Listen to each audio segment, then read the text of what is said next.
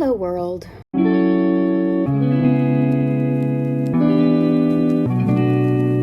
I was riding high after publishing the Substack that I wrote about feeling inspired at the Louis Barragan House. I spent 2 weeks on that Substack really investigating what it meant to me, why it meant what it meant to me, and what that could mean for my future life. And I think I experienced a real crash when I published it, because I felt the pride of the intellectual exhaustion of really working through an idea like that, but then that just led to actual exhaustion and the sense that I will never have a good idea again.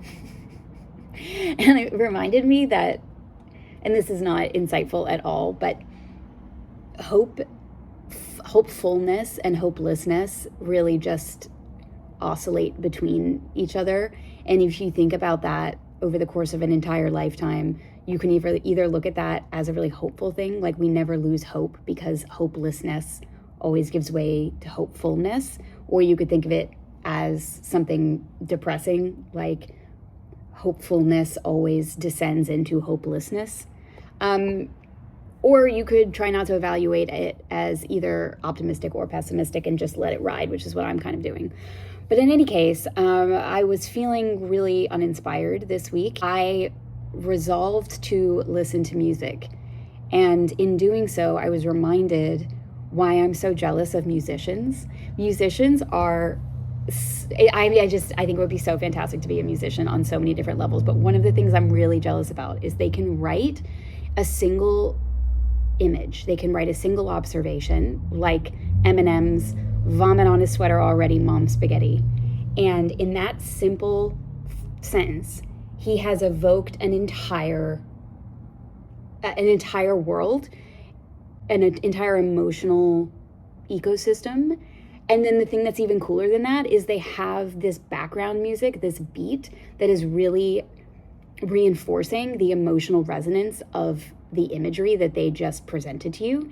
And in all of these cases, the observations are best when they're simple. And whenever I feel like I'm reaching out for inspiration and it's not coming to me, it's normally because I'm trying too hard or I'm looking for it to be too enormous.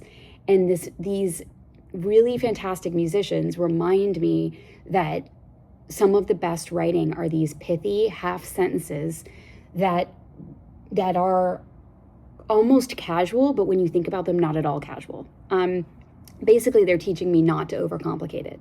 So in the absence of having my own inspiration for a Substack this week, I decided to go through some of my favorite music and understand why certain lines leapt out at me, why I'm obsessed with them. So let's go through some of my faves.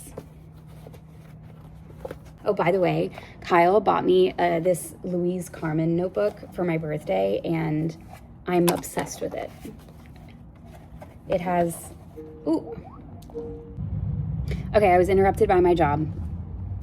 But my Louise Carmen notebook is so fantastic. It has he got an H engraved on it. And right now I only have 2 notebooks in it, but I'll probably add more.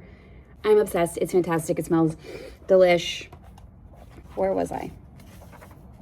The whole playlist is on Spotify of all of these songs across genres that have wonderful lyrics. I intentionally included songs that are like high and low brow, for lack of a better word. I actually think music, like any kind of art, it kind of sucks when you split it into categories of high and low. I don't really think it applies, but I do think that if I don't give that caveat, there's going to be people being like, how did you put Bob Dylan in the same playlist as Tate McRae? And the answer is because I think both of them have written good lyrics. Anyway, it's also a reminder to me that if I am only aspiring to write lyrics as well as Kendrick Lamar does, then I'll never start. But if I can appreciate simple lyrics that can come from anywhere, then it makes me feel like I don't have to wait until I'm a genius to write something down. Like, you can write something down no matter where you are on the spectrum of observing things. Okay, so the first one is a song called Lips. And in the song, there's this beautiful line that just says, I hope there's sugar in your tea. And I think about that all the time. I think about it all the time. It's a fantastic song, so I'm thinking about it for that reason. But then it's just, I hope there's sugar in your tea is such a beautiful way of wishing someone well, like wishing good things for them. An obvious one that had to be on this list, Carly Simon, You're So Vain. The lyric that I love is, I bet you think this song is about you, because it is a trap in and of itself. Like I love lyrics that do that, which brings me to my next one, the double entendre in the Green Day song American Idiot. The line is all across the alienation, the double entendre of alienate and nation. The whole song is so brilliantly written. Like that's an example of a genius song. But that one phrase, exceptional. Similar with Eminem's Vomit on His Sweater Already, Mom Spaghetti. That image tells you everything that you need to know. And it is so simple. Genius. Big Pig, huge fan of Big Pig. There's a song, Oh No, and one of the lines in the song goes, and I just sit back while I watch me drown. It's brilliant. It's a brilliant way of describing the helplessness. There's a J. Cole song called Folding Clothes. This entire song is brilliantly written. Talk about simple observations. This song is just filled with them, including the title, Folding Clothes. I want to fold clothes for you is beautiful line. But the one that I think about the most often is never thought I'd see the day I'm drinking almond milk. I love that line. It's such a simple observation, and it tells you everything you need to know. Like this relationship that he's in makes him want to take care of himself. It makes him want to take care of her. And there's something so wholesome about, drinking almond milk. And he's got bananas in his cereal. And there's like a whole description that goes into it. And you feel like as a listener, you can see the life that he's leading with this woman. And you can also see the admiration that he feels for it, because it is so different than the harshness of the life that he usually lives, or the life that he is in this culture that demands that men are not soft with themselves, that they're just hard all the time. And the juxtaposition that he manages to create in that song is really vulnerable and really beautiful. And he's doing it with words like, I want to fold clothes for you. I want to drink almond milk. It's adorable. Okay, there's a song called Ha Ha by King Lazy Eye. And there's a million good lines in it. It's genuinely, the dark humor of that song is so much fun. I can listen to that song on repeat. And half the time I'm listening to it, it's because I'm in a dark mood, and half the time I'm listening to it, it's because I'm in a funny mood. Whether or not it's more funny or more dark depends on when the mood that you're in when you're listening to it. But the line that I love the most is, I've done the math, it's faster to make toast in the bath. And then there's also a line about a hose in the garage. Garden hose, a garage, exhaust pipe, breathing exercise. Genius. I also love that in the chorus, he says, are you laughing yet? But then he progressively starts to scream, are you laughing yet? Which is everything, all of the feelings of that song rolled into one. It's something that I really am jealous of musicians, that writers can do, but I don't think it has the same impact. When you repeat a line over and over again, but you just say it in different ways, or you put the enunciation on different places in the phrase, you can have a different meaning. Whereas when you're writing on a piece of paper, you don't have those other dimensions to play with. So you can repeat it, but you can't necessarily change the intonation like you can if you were to sing it.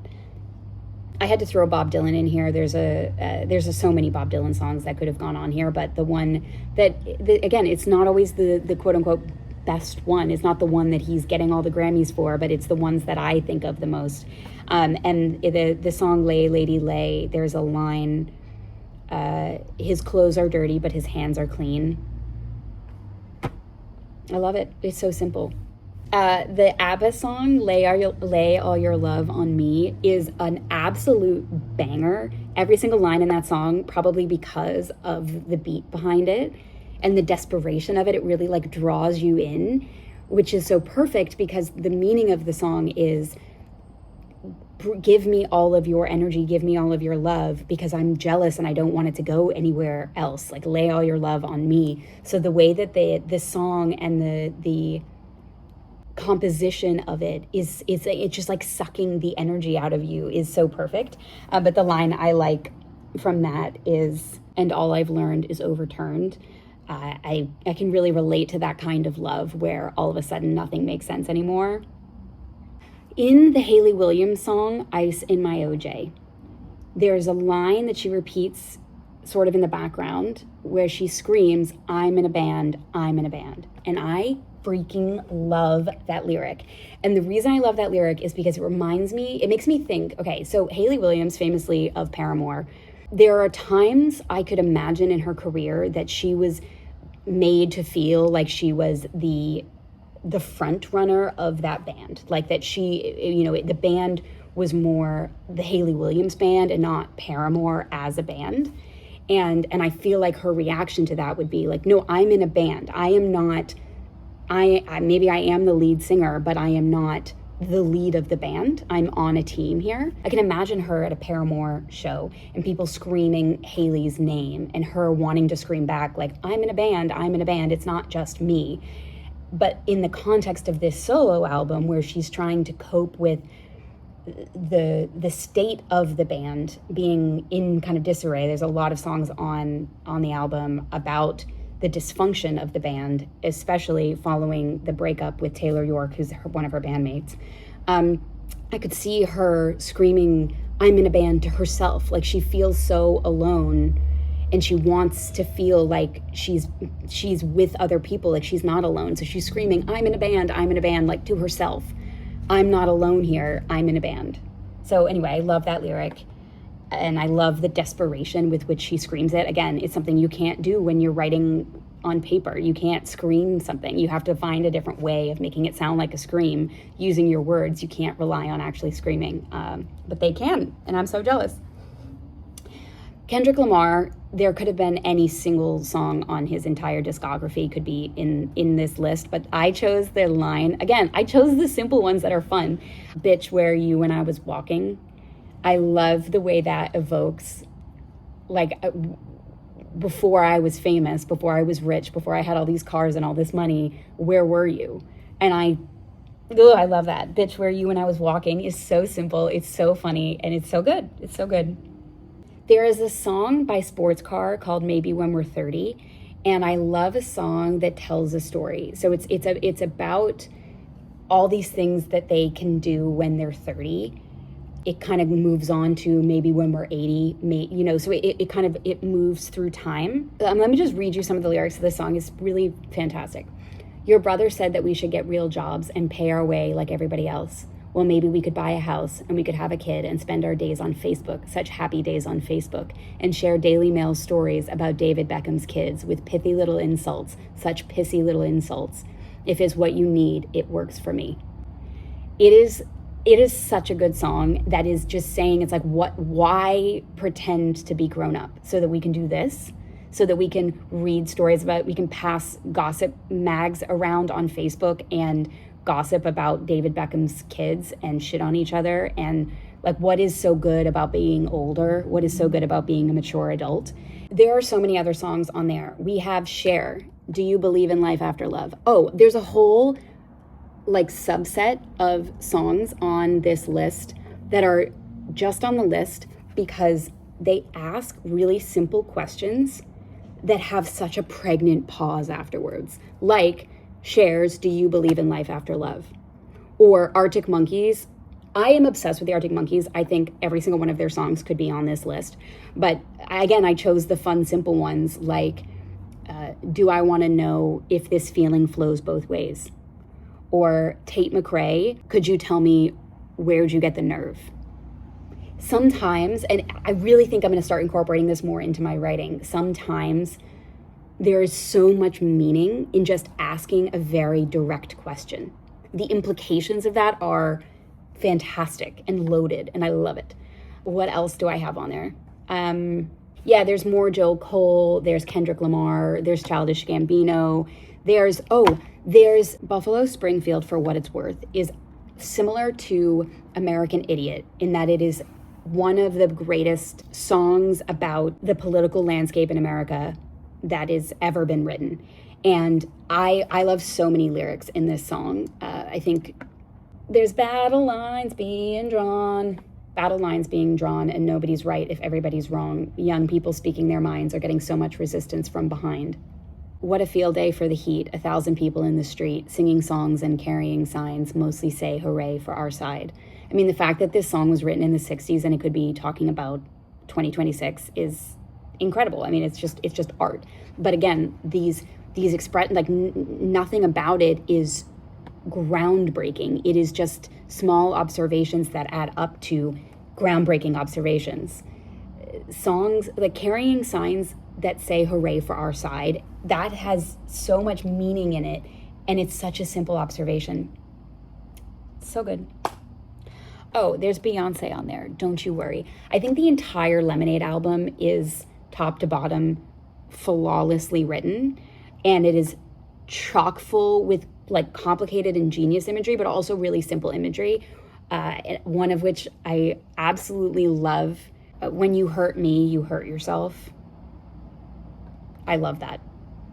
Like, Don't Hurt Yourself is such a good song with her and Jack White. Freedom, fantastic. The entire Lemonade album. I mean, Beyonce's discography, again, incredible, but Lemonade is my fave. It's so good. It's so good! So yeah, there's a ton on there. Please share any songs whose lyrics keep you up at night, particularly ones that are simple. I hope that this gave you inspiration. It did for me. I have been listening to this playlist on repeat, and it's impacting what I'm writing this week. So I hope it helps you too.